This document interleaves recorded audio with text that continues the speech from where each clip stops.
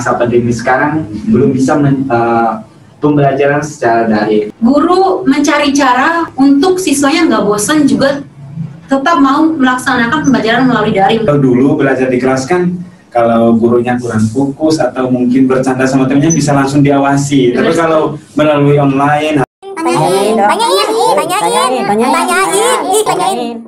Why? Halo teman-teman, bertemu lagi bersama kami ditanyain. Why? Tumben banget nih kita bertiga, biasanya kan kita ngos berdua. ya benar. Nah, hari kita hadir bertiga karena kita hadir dengan episode spesial. Hari ini tanggal 5 Oktober, tanggal ini ditetapkan sebagai Hari Guru Sedunia. Ya, tanggal ini ditetapkan oleh UNESCO sendiri. Nah, untuk memberi dukungan kepada guru di seluruh dunia bahwa keberlangsungan generasi ada di tangan mereka. Nah, di masa pandemi ini adalah satu tantangan baru bagi guru-guru di seluruh dunia. Ya. Dan yang paling penting adalah guru-guru di Indonesia. Benar tuh Kak Mer, apalagi ya yang dikatakan tantangan bagi guru, ya kan? Dimana di pandemi ini semua siswa dituntut untuk belajar secara daring. Ini adalah satu guru juga memiliki satu tantangan dalam melakukan mengajar, ya kan? Benar sekali ya, kalau kita ngomongin tantangan pasti nggak hanya guru tapi juga siswanya. Karena dengan pembelajaran dari saat ini kita pengen tahu nih apa aja sih tantangan dilalui juga dialami oleh guru di Indonesia maupun di dunia. Ya, jadi tantangan-tantangan ini bukan kami yang merumuskan, tetapi tantangan ini kami sudah melakukan survei di beberapa daerah di Indonesia. Dari survei yang masuk di sini ada beberapa provinsi, ada 8 provinsi. Tapi tidak semuanya ikut mengisi surveinya. Cuman ada beberapa kota saja yang ikut mengisi survei yang kami kirimkan. Nah, di sini nanti kami akan bacakan pertanyaan dan juga jawaban dari guru-guru bagaimana mereka mengajar di masa pandemi ini. Oke, kita ke pertanyaan pertama. Bagaimana sebagai Bapak atau Ibu guru dapat mengoptimalkan kegiatan belajar mengajar di rumah selama pandemi COVID-19? Apakah ada model pembelajaran khusus yang dapat Ibu atau Bapak pakai untuk mengoptimalkan kegiatan belajar mengajar? Baik, di sini Kak Mer, kita ada responden dari NTT. Di sini beliau mengatakan agak sulit bagi kami sebagai guru untuk mengoptimalkan pembelajaran di daerah tertinggal karena ada banyak faktor penyebabnya, di antara jaringan atau sinyal ponsel yang kurang baik. Tidak semua peserta didik mempunyai ponsel Android dan lain-lain. Tidak ada model pembelajaran khusus yang kami gunakan di sini. Jadi di sini kita bisa melihat bahwa di NTT dalam masa pandemi sekarang belum bisa pembelajaran secara daring. Karena di sini kita melihat beliau mengatakan bahwa di sana jaringan atau sinyal ponsel yang kurang baik. Sekali. Kalau misalkan dari Jawa Barat nih, kita pindah ke Jawa Barat, kita bisa melihat bahwa guru tersebut mengatakan sebagai guru yang mempunyai tanggung jawab sebagai pengajar dan pendidik, di mana pengoptimalan melaksanakan tugas dan tanggung jawab secara optimal dalam pembelajaran daring sangat sulit dilakukan. Terbentur dari fasilitas dan akses, selain itu terbentur dari kemauan dan fasilitas siswa-siswi juga. Cara sempurna pengajaran dan mendidik terus berusaha dilakukan, guna supaya mereka mampu bertahan dari kebosanan dalam pembelajaran daring. Model pembelajaran dan pendidikan dilakukan dengan menggunakan e-learning dan melakukan pertemuan melalui Meet dan pengajaran-pengajaran berupa PowerPoint maupun YouTube.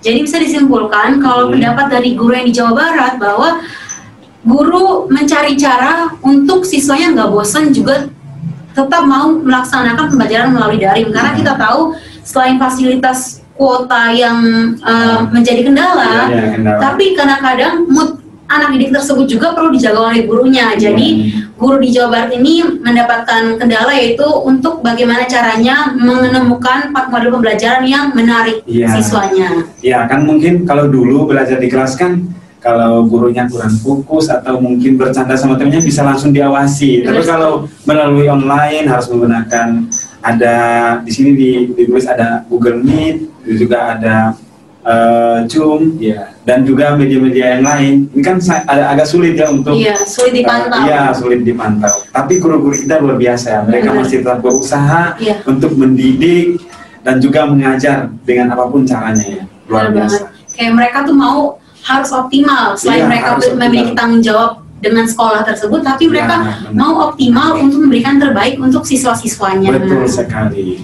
Oke teman-teman, kita lanjut ke pertanyaan kedua. Secara konsep peralihan dari offline ke online, apakah Anda sebagai guru melihat di kota atau daerah Anda sudah siap untuk menerapkan proses didik secara new normal? Benar, dari pertanyaan tersebut kita bisa melihat dari diagramnya. Di sini kita bisa melihat siap atau tidak siap. Ya kan? Di sini ada 53,3% yang siap dan tidak siap ada 47% yang tidak siap. Oke, jadi di sini bedanya sangat tipis ya antara siap dan tidak siap. Di sini sudah ada alasan kenapa mereka tidak siap. Contohnya seperti di Papua, karena semakin bertambahnya jumlah pasien COVID dalam setiap harinya, jangan sampai sekolah menjadi klaster baru penyebaran COVID. Dan jika itu terjadi, akan lebih bertambah banyak jumlah pasien COVID. Kalau dari Sulawesi, kita bisa melihat banyak siswa yang acuh tak acuh dengan pembelajaran online, serta adanya orang tua yang tidak bekerja sama dengan maksimal dalam memotivasi serta mengawasi. Benar, dari dua respon dari narasumber tersebut, kita bisa melihat bahwa di masa pandemi ini memaksa seluruh komponen pendidikan di Indonesia melaksanakan pembelajaran secara daring. Iya, benar. Meskipun itu ada yang siap dan tidak ada yang siap. Oke. Jadi di sini ada juga yang persiapannya mereka mempertimbangkan dari proses penyebaran COVID. Ada juga yang karena harus belajarnya online, belajarnya via daring, jadi harus ada koordinasi antara orang tua, murid dan juga guru. Benar banget sih ya, karena gini misalkan nggak kooperatif antara siswa dengan guru, guru dengan orang tua dengan siswa sangat sulit banget untuk menjalani pembelajaran daring tersebut. Nah, dan yang menarik di sini yang saya lihat adalah sekalipun guru-guru itu seharusnya senang ya karena sudah normal, wah bisa bertemu dengan murid. Tapi di sini yang menarik adalah mereka masih mempertimbangkan kesehatan dari muridnya. Inilah luar biasa dari guru-guru kita. Oke teman-teman, kita lanjut ke pertanyaan berikutnya. Mengenai kurikulum sepatutnya adalah student center dikarenakan pandemi bertatap muka secara langsung dapat dikatakan terhalang. Kendati demikian, Anda sebagai guru apakah tetap menggunakan cara student center atau berganti kepada teacher center? Baik, kita bisa melihat langsung diagramnya. Kita bisa melihat student center ada 73,3% dan teacher center ada 33,3%. Iya, benar. Berarti mereka tetap memberikan ruang kepada siswanya untuk berinteraksi. Benar sekali. Oke teman-teman, kita lanjut ke media yang digunakan ya. Kemarin juga kami sempat menanyakan media apa yang guru-guru gunakan. Apa yang paling sering digunakan untuk pembelajaran sistem yang baru ini. Jadi di sini ada jawaban, ada beberapa platform yang digunakan, yaitu ada WA 26,7%, Google Classroom ada 33,3%, dan Zoom ada 13,3%. Nah, dari platform yang digunakan di sini kita bisa melihat yang paling banyak yang digunakan ada Google Classroom. Ada 33,3%. Iya, karena Google Classroom juga menurut aku sih lebih lanjut kota banyak ya. Apalagi misalkan sekolahnya itu yang susah sinyal, rumahnya pedalaman banget, jadi sangat memungkinkan siswa untuk bisa tetap mengikuti pembelajaran secara daring. Ya, betul sekali. Jadi mungkin di sini juga mereka menyesuaikan dengan daerahnya gitu. Benar sekali. Oke. Nah, ini yang pasti kita tunggu-tunggu ya. Sebelum kita lanjut, dari tadi kan kita ngomongin guru ya. Apa sih yang berkesan dari kita tentang guru? Oh, dari kita nih? Iya, dari kita dulu. Kesan terhadap guru. Oke. Kalau aku, guru itu tuh dia selalu mau membantu siswa. Ketika siswa nggak bisa memahami secara umum gitu lagi jelasin di kelas kan pasti kadang-kadang ada yang cepat nangkep, ada yang nggak cepat nangkep. Tapi saat kita mau nanya ke guru, pasti guru tuh selalu mau jawab pertanyaan kita. Jadi itu kesan terbaikku terhadap guru. Oke. Kalau saya terkesannya dia sosok guru menjadi pengganti orang yang kedua, orang tua saya yang kedua, di mana dia sabar mendidik saya sampai saya mengerti dalam pembelajarannya. Itu sih saya terkesan. Ya benar ya. Saya juga sangat terkesan dengan guru ya. Saya juga hampir sama seperti Martin, Mas. Jadi kalau di sekolah saya melihat guru itu seperti orang tua saya. Mereka sangat sabar mendidik, sekalipun apalagi saya orangnya susah nangkap pelajaran kan, tapi dengan sabar diajari sampai hari ini saya bisa.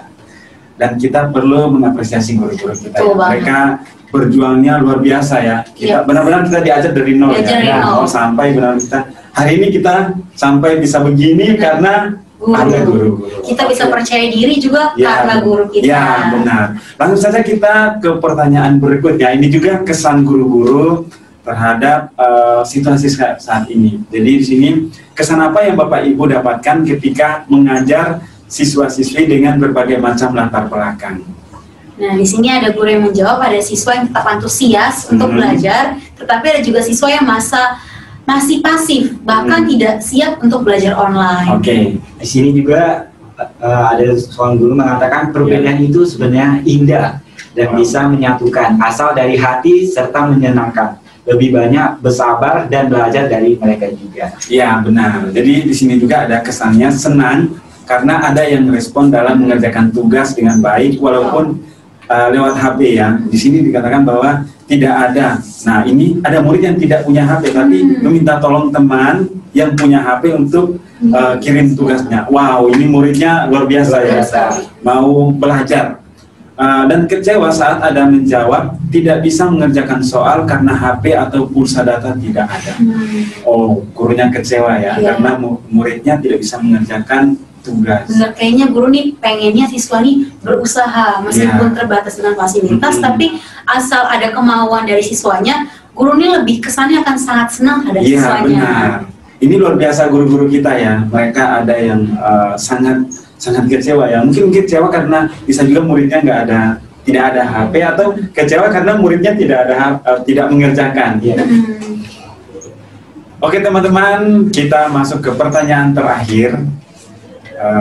Jika ada kesempatan untuk menyuarakan aspirasi kepada pemerintah, baik Kemendikbud maupun Presiden, apa yang hendak Anda utarakan? Oke, di sini salah satu respon mengatakan tolong fasilitas anak didik kami yang ada di Kabupaten Kupang dengan kebutuhan mereka pada sistem pembelajaran yang baru. Lalu ada juga respon dari guru, tolong jangan rubah-rubah lagi kurikulum.